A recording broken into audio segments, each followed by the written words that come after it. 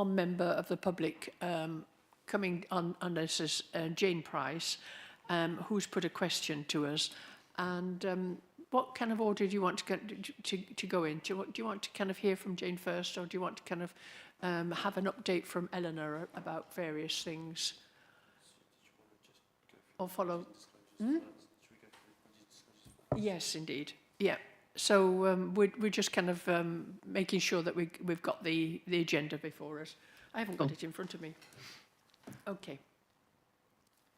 So the first item is apologies. We have some apologies, I think, from Council. Have we got any apologies? Yes, good afternoon, Chair. We have apologies from Councillor Fleming. Yeah. Disclosures of interest. Any? None that are new.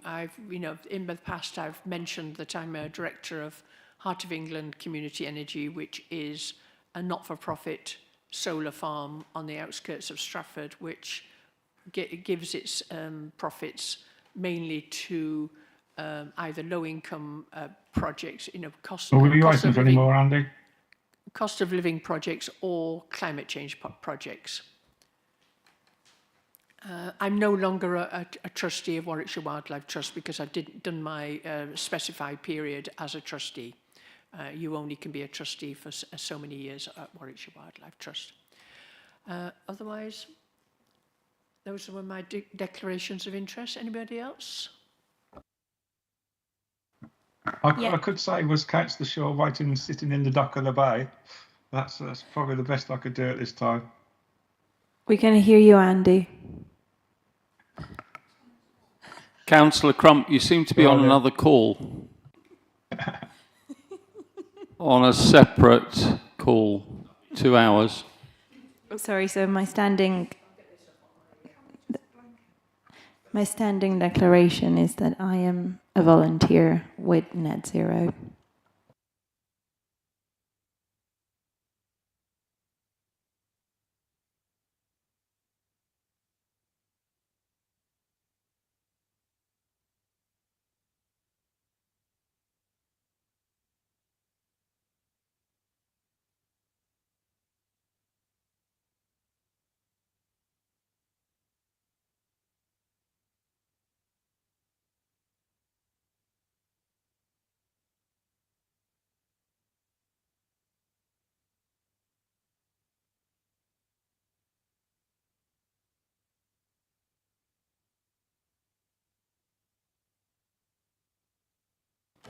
Sorry, my microphone wasn't on. So, Eleanor, but Jane, would you kind of like to answer your question, pose your question, or expand on the question that you sent in to us in writing, and then we can get myself and Eleanor Warren to respond.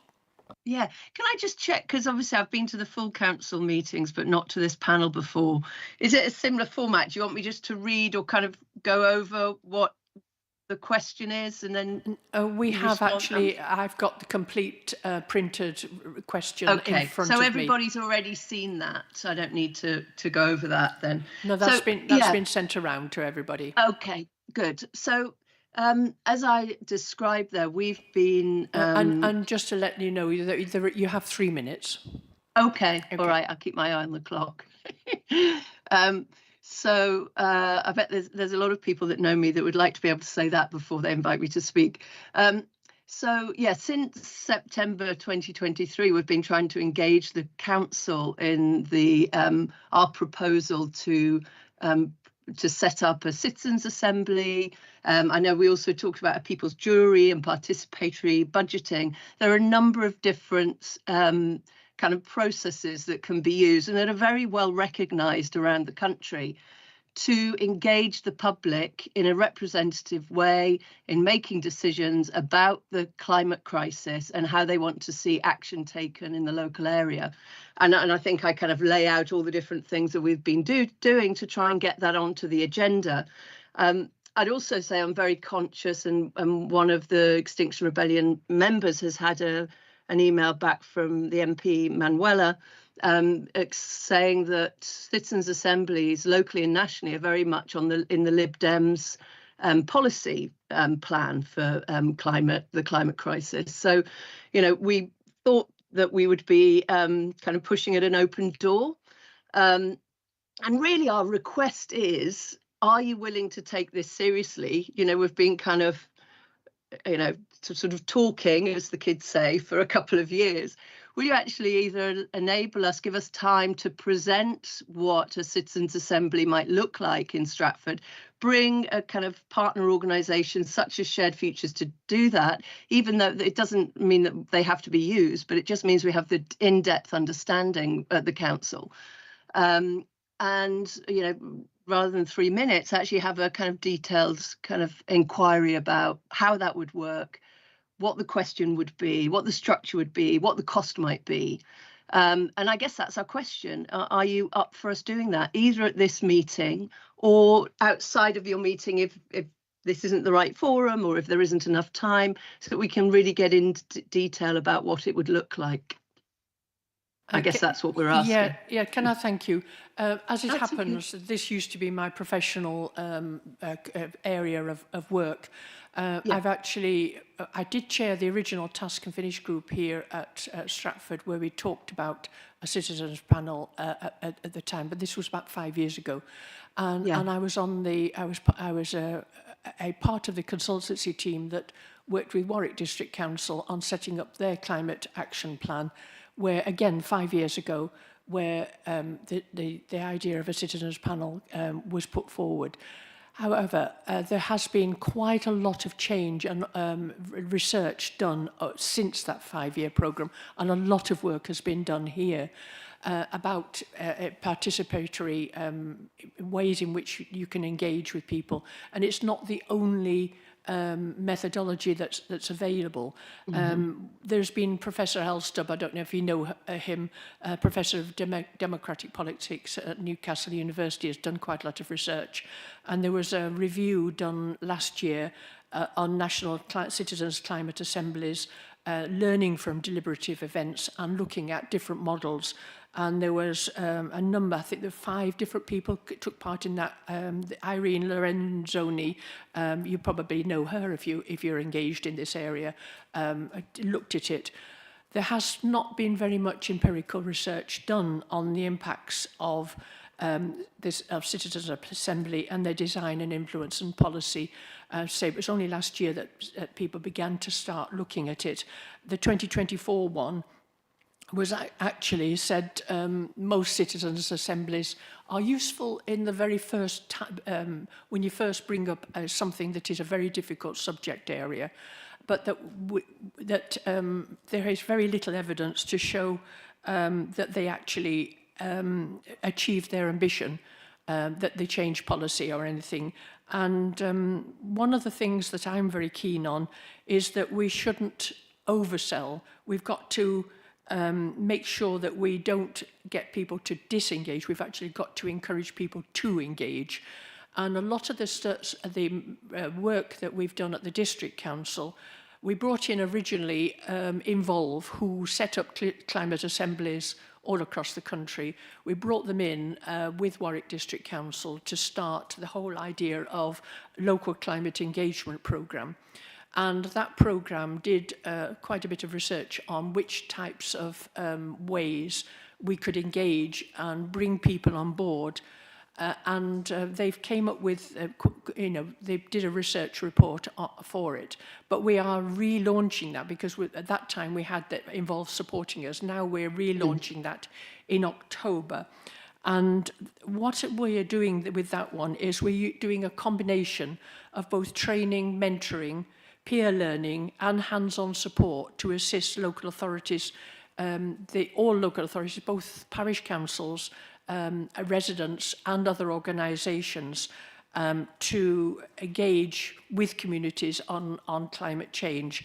And it's being relaunched, and the whole idea is that we should work very much closer with councillors, parish councils, local climate action groups and the Warwickshire and West Midlands Association of Local Councils to map out the opportunities for greater engagement and support for community projects on climate change right across the district.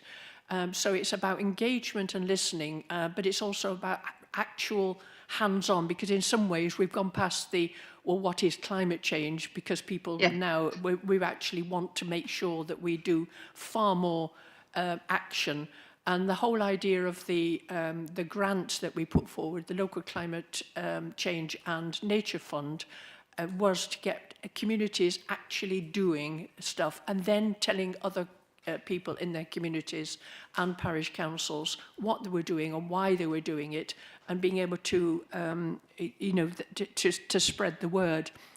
And another thing that we did was we have a citizens survey, residents, group of residents that we survey on regular occasions on a wide variety of subjects.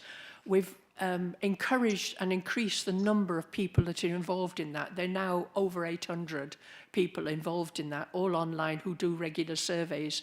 And we are asking that we should do more questions about climate change and what their views are. And they are selected to be demographically, diverse across the whole district. And we want them to take look at a range of important issues. I'm also speaking to our officers about how we could bring in other organisations to tackle some of the difficult issues, because, for example, it's not just about telling people and engaging people about climate change, it's adapting. Unfortunately, we're going to have to adapt because of flooding, etc. So how do doing actively tackling climate change? And the biggest section of that is transport, and particularly business transport. And we do need to tackle that, and it's something we would like to do. I've also floated the idea of some of the very, very best practice, good practice that is done by organisations like Oxfordshire City Council, County Council, sorry, and we have done a lot in a wide, diverse range. One of the things I wonder if I could bring to your attention is I don't know whether you get the issues of the local climate engagement programme that is sent out. It's an online newsletter of all the stuff that is going on. And it does mention in there the relaunch on Friday the 17th of October at Leamington Town Hall of the local climate engagement programme. And it's something you can sign up to in order to be able to get an update of all the stuff that is going on in this district and in Warwick District Council as well. And that perhaps if you could, maybe take that away and spread the word about being able to engage and receive that newsletter and find out all the stuff that the district council is doing. There's a lot more we are doing than is in your question. And we need to do a lot more. I appreciate that, but it's not all within our control. Yeah, I mean, I think, just if I could come back, that I think our question is that we in a way have been following a thread where we have wanted to sit down and talk about, as I say, it's like there are many ways in which you can get the public in a representative way more involved. I wasn't aware that your citizen survey, it deliberately targets a representative group. If it is, then it's much better than I thought it was. Most of the people I know who complete it are the usual suspects, and it's how do we get a much broader participation. So what I've been doing is following that thread of thinking that we would at some point sit down with your officers, as we've been promised, so that we could really understand and see how we can participate in the way that you say, but not in a passive way, not in a kind of read newsletters. We want to get actively involved and support what you're trying to do in whatever way we can. So I'm heartened by the additional things that you say. I hear basically it's a no actually to a citizens' assembly, but there are a number of other things that you're now doing and relaunching that we can have a look at and see how we can participate in those. If as we look at that, if there's more to be said, then we will definitely come back to this meeting.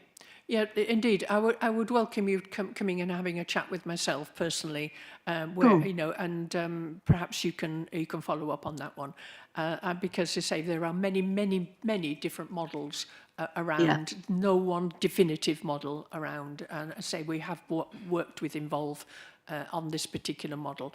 Eleanor, would you like to come in? Is there anything else that you would like to add about the local climate engagement group and some of the other activities that we are undertaking? Oh, I think the next item on the agenda is kind of a broader consideration of climate engagement rather than related to Mrs. Price's question. So perhaps we can pick that up under the next agenda item. Indeed. Okay. All right. In that case, we... Thank you. I'll be in touch. Yeah. We have Councillor Keithley who would like to come in at this point. Okay.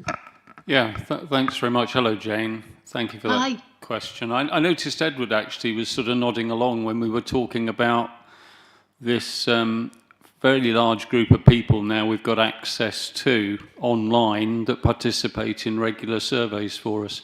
And I think that's been a challenge for a long time to get communications out and back. Two-way communications with local communities and residents has been quite difficult. We've made huge strides on that front, and I think we have with the parish forum, and we've also now got a town and parish officer who is a permanent employee supporting our relationships with town and parish councils as well, Sue Greenall, along with her as well. We've got a much stronger base upon which to work on our communications with local people. But sometimes, you know, Jane, you can lead people to water, but they don't tend to drink it. And, you know, we've got, as Susan has raised this issue of we got it printed off actually today, so we had it on the desks with us, the 8th edition of this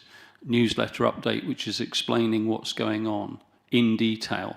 And in my position as a parish champion, I know that even now some of this information is not getting really the airtime that it requires at town and parish council meetings. I think that's something I would like to see change. And in fact, as a result of this conversation, I think I'll have a conversation with Sue to see whether or not we can sort of strengthen the time that the local community organisations, town and parish councils particularly, spend on the agenda, looking at climate emergency adaptation and initiatives that they can bring to bear.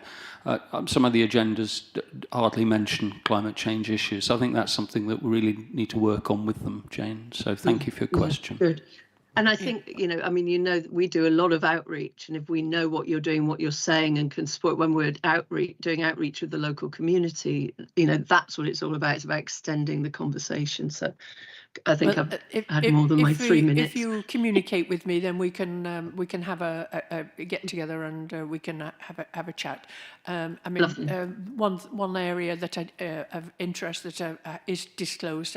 I helped set up Act on Energy nearly 30 years ago, which is an energy efficiency advice centre, and which is now run as a charity, a separate charity, and that has been trying to address climate change as well as cost of living for nearly 30 years now. So we've got a lot of practical stuff, but we do need better communication. To engage people more, isn't it? That's moving on. All right, thank you. I'll leave. Okay, moving on to the next agenda, which is the future. Oh, sorry, sorry, Olivia. I told you I'd got a stronger eye than and a weaker eye. Olivia. I just want to note that from where I sit, that citizens' assemblies are a sort of a growing movement, and you know, there are hundreds of examples of councils doing it. So I'm quite surprised by you cite some academic literature on questioning their impact, but I think what Jane is trying to get at is that it's you know, you list all the things that we're telling people about, but there's not much avenues for coming the other way. I know it's an online survey, but I think there are other. You mentioned there's online surveys. There's growing engagement in that, but and I know that you when asked before about this, you cite events that have happened in Ulster, and I forget where the other place is. Yeah, the original project, it was a pilot project, and Yeah. it was funded by a grant application to other outside this council, and that's where it involved. Yeah. And they pilot tested different ways of engaging with public.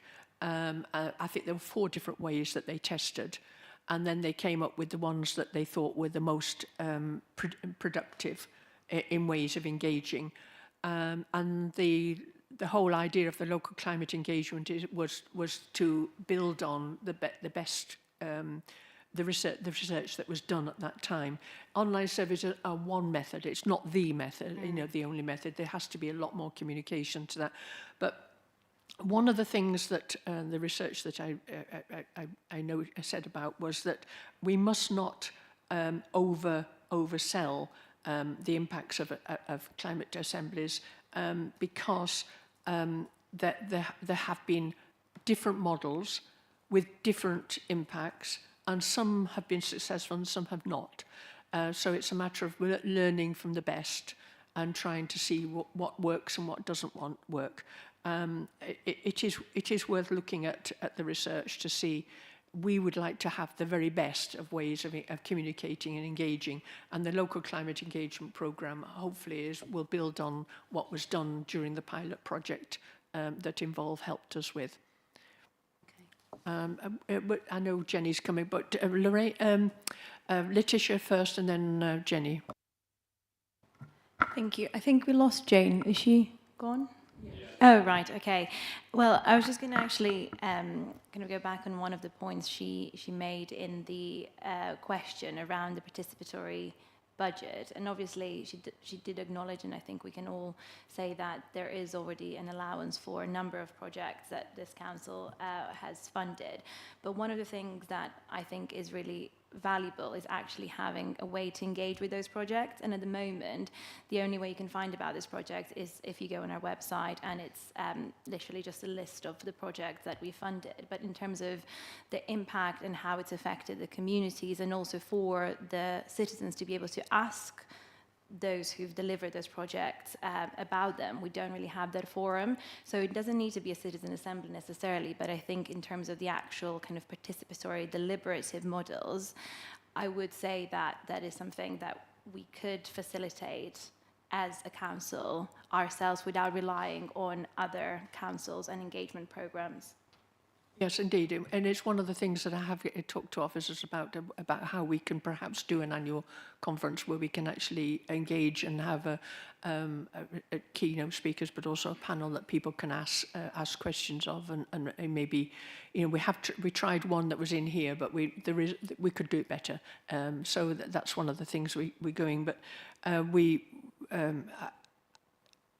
I know from some of the research that I have personally done that just having a panel of 30 people doesn't always capture the demographic of a big, huge rural area like ours. So we have to be careful about how we capture the input, but also how we communicate. One thing that we're doing as well is the website is being overhauled, and I'm hopeful. I would like to hope that a lot more information will be more easily available. The communications team here has done a fantastic job of with the I don't know whether you get it, but you know the app that it tells you about when your waste is collected also has news on it. Then there's the climate engagement program newsletter that you can sign up to, and it will come into your inbox as well. And we need to tell people about that. You know, that information is available, and they can get it. Jenny. Councillor Fragile, to be correct. Thank you. As a town council, as Letty knows, because we're working together at the town council, we're trying to actually put together a climate group of some sort. We have been trying for some time. It is actually quite difficult, but we have actually made engagements with the local groups, and we shall be hopefully attending their meetings, so we can listen exactly to the discussion that's going on. is this not true across the district, that town councils are having, and parish councils, have small groups or have people who are particularly involved with climate change in their area, that we could actually approach more directly? I mean, I really do think sitting and talking face to face in a room is much more productive than sending out newsletters and telling people what's been done to them rather than actually listening to what they actually want to be done. And well, you know, come in there, because that's exactly what the local climate engagement programme is about. It has the invite. It will go to every single parish council.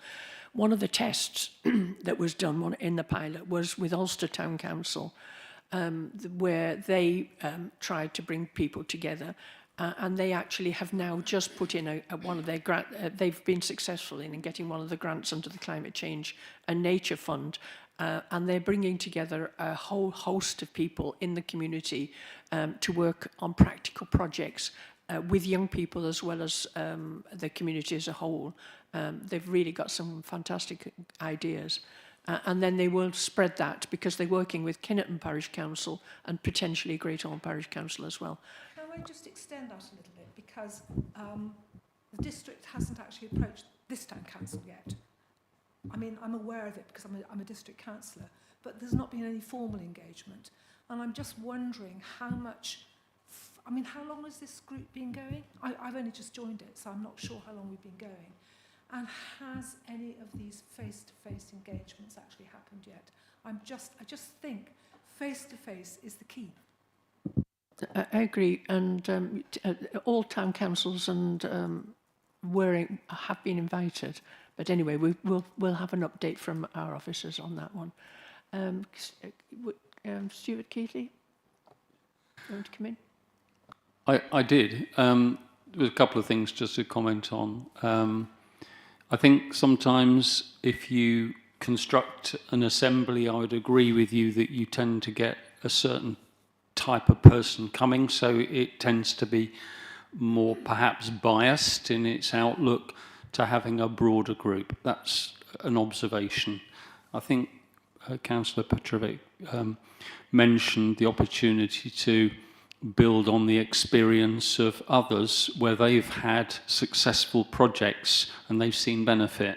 And my view on that is that, you know, whenever there's a change movement going on, you will get some leading from the front and being fast, and you will get some that you need to sort of drag along, and some will put the heels in, and that's pretty much what we're seeing. Those that have been successful in applying for grants and have come up with projects and have seen the benefits of those projects are more likely to take that next step and move forward. What you really need to do is to try and get those that have been successful in making those changes to try and help them support the others that are finding it more difficult, or where there is more resistance to get involved. And my experience is, you know, some town and parish councils are more proactive in this area than others. Jenny, some will have it on the agenda, and some won't hardly give it any airtime still, sadly. Can I just add to that, actually? It is, in my experience with Stratford Town Council, it's been really, really difficult to get this moving forward. We do have a bit of money, we do have a lot of very active people in the town, but it's still been difficult to actually make that really a productive arrangement. So I know the difficulties. I'm not actually, you know, sort of criticising. We've done it brilliantly. I just know what the difficulties are, and actually making that engagement, I think, is just crucial. No, I agree. And the Ashton, if you look at the research that's been done by the Ashton organisation, it's very, very crucial. It's worth having a look at that. Councillor Hatch. Something you said, Councillor Fradley, it made me think that because sometimes if you say that the town council certainly probably have environmental working groups, and there's a parish forum that is more for the sort of chairs and the clerks, but maybe there could be a forum for environmental working groups, and you know, good practice could be shared with you know, the existing environment. So you're not having to go up, along and down, you're going straight horizontally, if you see what I mean. Could I propose that... May I just answer okay, that? yeah. I mean, I completely agree with you on that. Oh, the bit that I was going to say has just dropped out of my head. I'll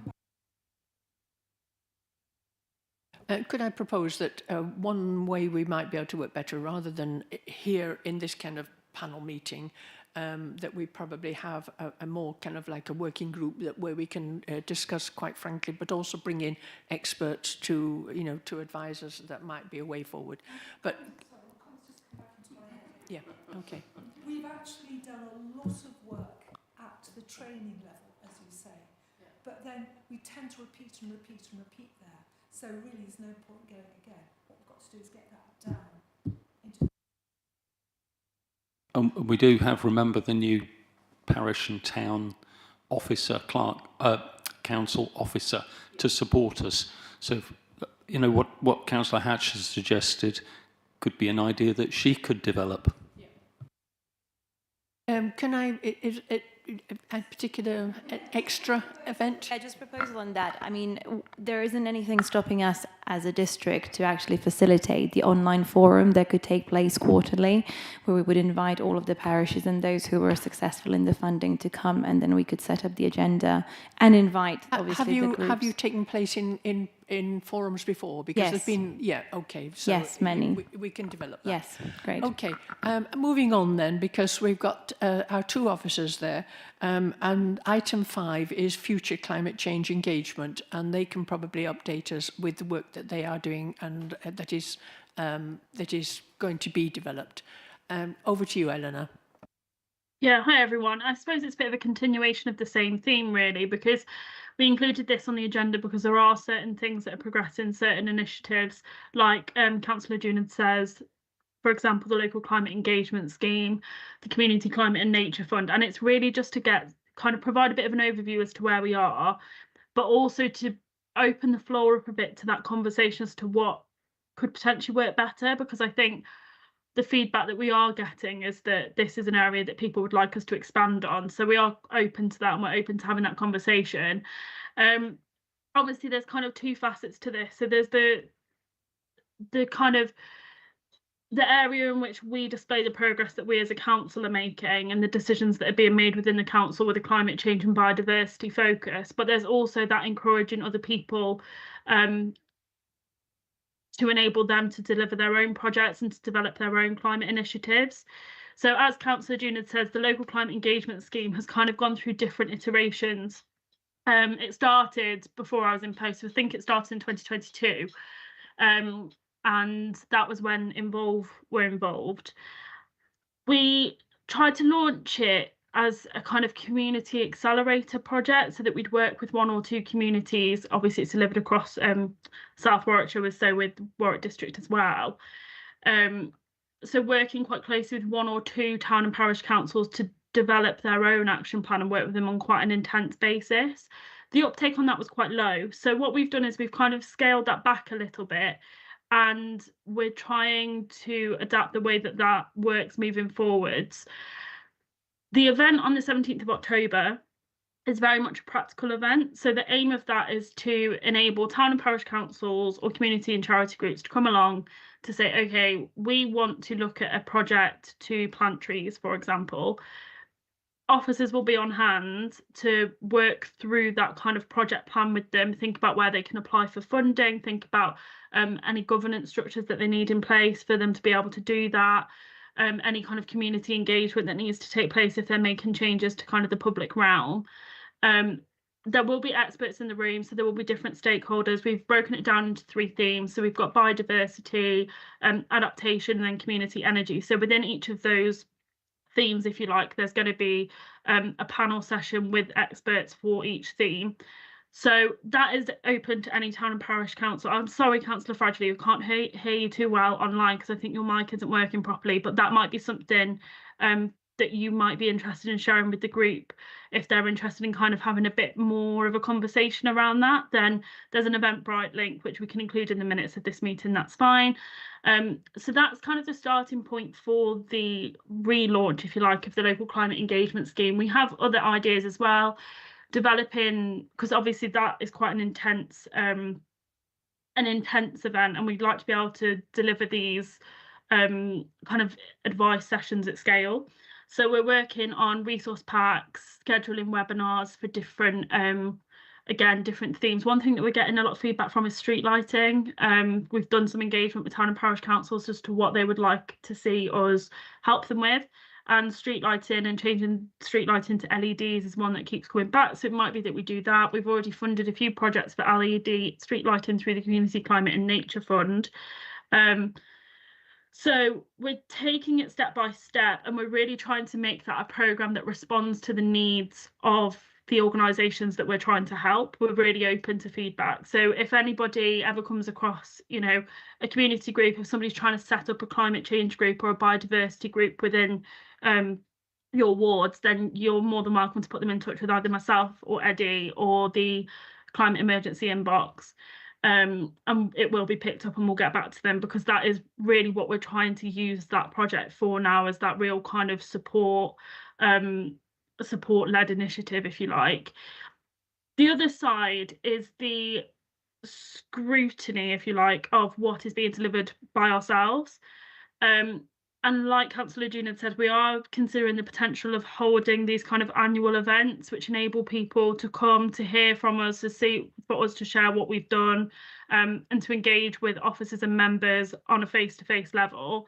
All of these things are quite in their infancy, I would say, but again, we're kind of open to feedback on that. So really, that's where we're at, and it's to open up the floor really to kind of any suggestions, what you'd like to see, and if we can work it into either of those kind of two work streams, then we will.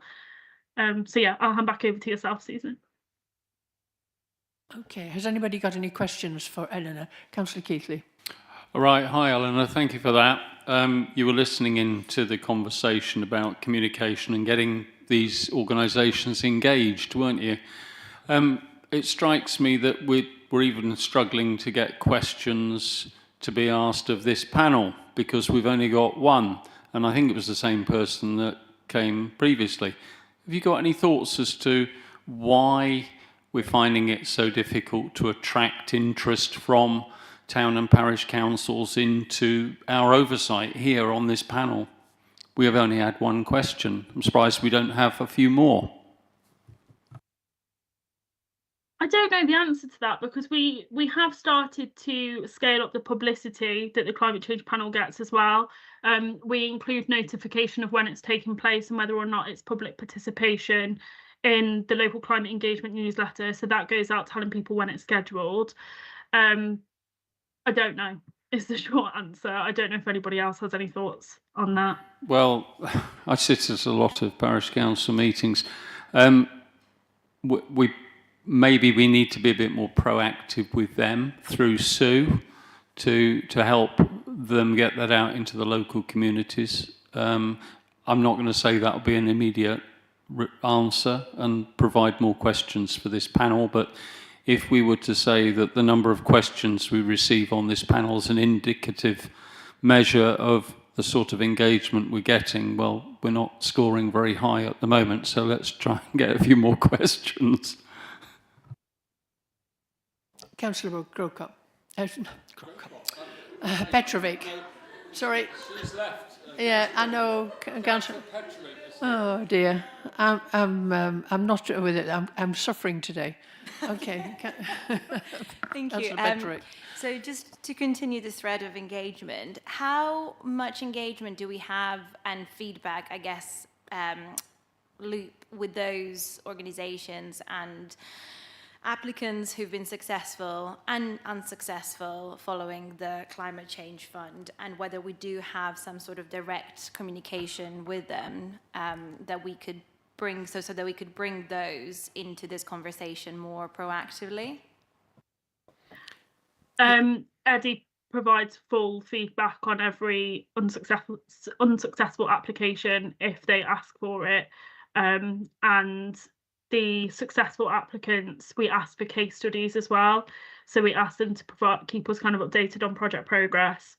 And where they choose to, they can be involved with kind of long-term advocacy, I suppose, of the impacts of their project. So, for example, we've included them in webinars that we've done for previous rounds of the fund. Successful applicants have come and told them about the process of applying and the process of delivering the project and the kind of impacts that that's had. So we do try and make sure that we're engaging with both successful and unsuccessful applicants. And unsuccessful applicants, I believe we go back and say the next round will open here. And at this time, I can see Eddie nodding because if they want to submit another application. And just to follow up, would they be interested and would they know about this forum as well, the climate change panel, of attending and potentially coming and asking for their input for future engagement and ideas? I don't think that's something we've done previously, but we can certainly look at that. That'd be great.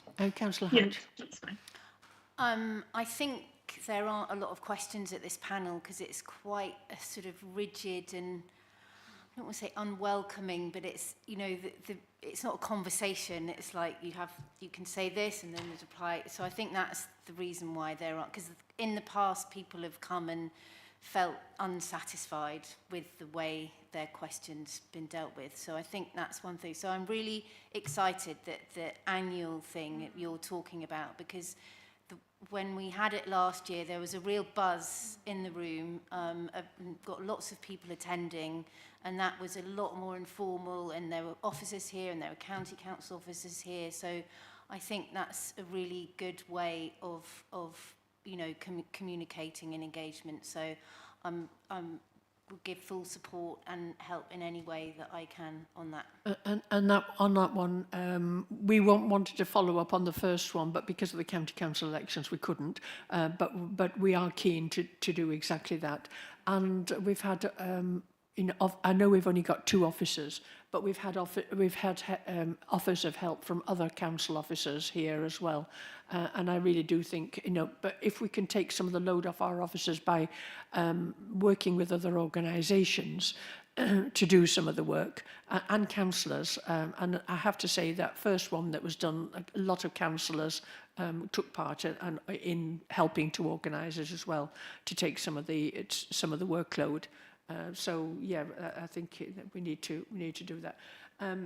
Just to let you know that a selection of those successful projects, I have visited quite a lot of them, and I've taken photographs and sent them through to Eddie, just to show that I have been there and I've listened to people that you know, and heard their views. I went to visit Ilmington, the village hall, the village shop there. I visited the Bear Pit Theatre. I visited, there's about 5 or 6 I've visited. I've been up to Great Orme and seen the drainage work up there and the cycle path work. There's another couple of that I can't remember now, but I have been to about 5 or 6 across the district to see what they've done and how they're doing it. Yeah. Did you mention the Shakespeare Hospice as well? Yes, Shakespeare's Hospice. I went to see them. Yeah. And the Shakespeare's Hospice, we actually had some very, very good positive feedback afterwards, after the visit from them, that they did appreciate that. And the other thing is that some of these groups have been sharing their experiences, Great Orme in particular, through WALC, with other parish and town councils as well. So that other parish councils, because they were tackling flooding, surface water flooding, and they've done an amazing job. And but they worked with the county council and were trained by the county council, and they've been spreading the word about how they did that. And I think we need to just use some of those case studies and spread the word about the kind of good, because these are all volunteers, all communities that have been doing this, and we need to spread the word. And hopefully when we get our revamped website, we may be able to do a little bit more of that. Councillor Keithley. Thanks, Susan. Could I ask a question of Edward, please? Edward, it's just a point of clarification. I've had a little bit of feedback about an organisation that was unsuccessful in this round. And I think Eleanor said that where they asked for feedback, they were given it. I was just wondering if they were given it automatically sometimes. The other thing is that I think there was a question about how the projects were scored and ranked, so the people that were given the feedback could see how maybe they needed to modify their projects a little bit, whether it was cost associated or whether there were some aspects of the benefit from the investment that scored lower than it might have done. Could you comment on the transparency of that and the feedback and the process for helping these organisations perhaps be more successful on a future round? Thank you. Okay, so were you referring to the Shipston projects? No, actually, it was specifically referring to the Memorial Hall in Henley and Arden. The Memorial Hall, okay. Which round was that? I'm just trying to remember. I think it might have been the most recent round, Edward. Okay. I think there was just a feeling that they weren't sure why they were unsuccessful, and they wanted to know how they could improve their chances next time round. I think that's absolutely fine. Ellie wants to come back as well. We're yet to do the feedback for the most recent round. So that's something we can certainly look into, and okay, we'll be sending out communications in the next couple of weeks. Oh, Eddie, super, that's great. So it's only just happened. So the reason perhaps they haven't heard anything is because we haven't got round to that yet. Yeah. Yeah, okay. Often within about a month after the round has been finished, we usually go out and give feedback about that stage. So it'll be in the next couple of weeks. Eleanor, you wanted to come back in, you got your hand up. Yeah, I was just going to add on to that we send all applicants alternative funding sources as well. They're also sent delegate packs which explain what we're looking for. Eddie and myself offer one-to-one surgery sessions with each applicant to work through their applications, to make sure that they're kind of supported through that process. So we do offer quite a lot of support with that programme, but obviously there's just the two of us, so sometimes things can't always be delivered well, straight away. That's very good to hear, Eleanor. Thank you for that, and Edward, clarification on that point. Thank you. Just to wind up then, there's a couple of things. One I think possibly we need to invite Jane Price, who was asking the questions before, give her the information if it's appropriate for the local climate engagement launch. I don't know whether that's an appropriate organisation, but that is up to you as officers just to make sure, but also making sure that all of us, all councillors, are able to engage with the newsletter, have the newsletter delivered to them regularly, but also that we do more publicity about using the app for the recycling, etc., and the news, because quite a lot of people you know look at that as well. So just maximising and making sure that at least councillors are all aware of those forms of communication. Councillor Hatch. Sorry, one more question. It occurred to me that maybe this might already been done, but the successful applicants, could Helena Souza sort of feature them on posts, on social media posts because I know she's very good at that. She would zazz it up.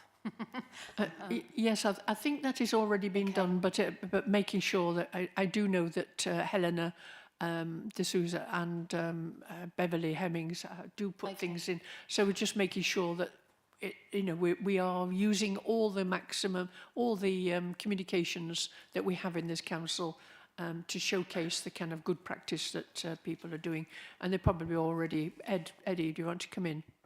Yeah, I'll just mention that with the case studies that we make, oftentimes they take a bit of time to be finalised once the project's been done. But once they're finished, we try and get them uploaded as soon as we can, both to the website and to social media. So once they're done, they get put up.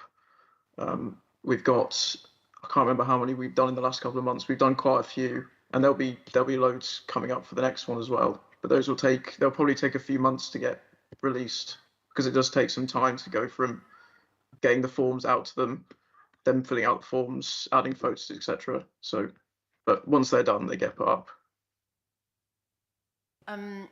This is a question for Eleanor. In the climate change strategy, in the budget, there was 13,000. It says for 2 communities from Stratford-on-Avon district engaged per year. Could you tell us more about that? Yes, so that is for funding an additional salary for the delivery of the LCE programme, and those 2 communities was related to the accelerator community that I mentioned earlier. What we found with that is that model didn't work, people weren't interested in it.